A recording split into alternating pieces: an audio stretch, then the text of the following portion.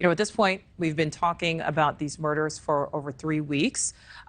Is there a chance the attacker did not have a specific target in mind, or based on Kaylee's injuries and the new things we're learning from her family, do you think the attacker did have her in mind specifically? Well, based on the distinction in the injury patterns to Kaylee, those injury patterns from what's being reported appear to be more severe and different than the other victims. And when we would go into crime scenes, we would look at the wounds, the pathology of the wounds, and try to discern, was the offender after just one victim? And that's where the offender would focus their time and their attention. And oftentimes that was manifested in the number of injuries, the type of injuries, how the victim was placed at the crime scene. So that oftentimes is a way for profilers and detectives to discern who was the victim, who was the targeted victim. But I will also say this, there is evidence of planning in this crime scene. This offender brought the weapon with him, didn't grab something out of the kitchen drawer, or at least we're not advised that that happened. So brought a weapon, knew how to get in, and knew how to get out of that residence. And so the most important part of the crime is attacking the victims. So it doesn't make sense that in a planned crime scene, the offender just kind of wings it when it comes time to go after the victim, but does all the rest of the planning. So for those reasons, I would say the offender knew who was going to be targeted at the point where they entered the home. All right, so do you think, how much planning is it possible that went into this, especially if you think that he knew one of these victims and it appears that Kaylee was targeted? Well, certainly enough planning to be successful. And I think that there was knowledge of the inside of that house in order to move around with the furniture there and people leaving things on the floor and so forth. So to me, I would certainly be looking at whether or not that offender had been inside that house on a previous occasion.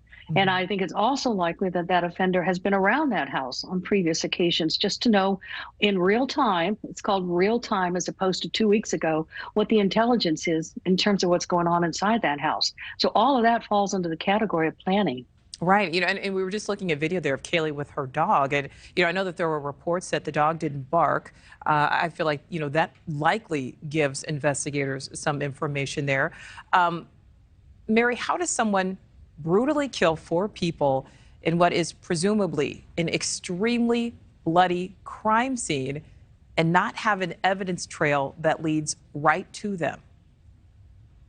Well, there's definitely going to be forensic evidence at this crime scene, and that can include fingerprints, hairs, fibers, footprints, and of course, the gold standard, which is DNA. So it's very likely that when this offender left the crime scene, they would have had blood on them. And it's also very likely that this offender cut themselves during the crime because of the excessive amount of stabbing that probably took place. The hand slides down on the blade and cuts the hand of the offender, and there's blood deposited at the crime scene. But if the offender did do even more planning than I'm describing here, it is possible that they left even a change of clothes somewhere outside of the home so that they're not running down the street with bloody clothes. So I don't want to be speculative about this, but there are ways that they can mitigate that risk level once they exited that home. Mary, last question for you. We don't have a lot of time. You're a former FBI behavior analyst. How concerned are you that there has been no suspect named? Well, I'll tell you what I'm concerned about. I'm concerned that somebody who had the capabilities of doing this, committing these murders, is still capable of killing again. And that's very concerning. But I understand the police are being very cautious, and they should be. But possibility for additional assaults or murders for me is very concerning. Yeah, we certainly don't want to see that. Mary O'Toole, thank you so much.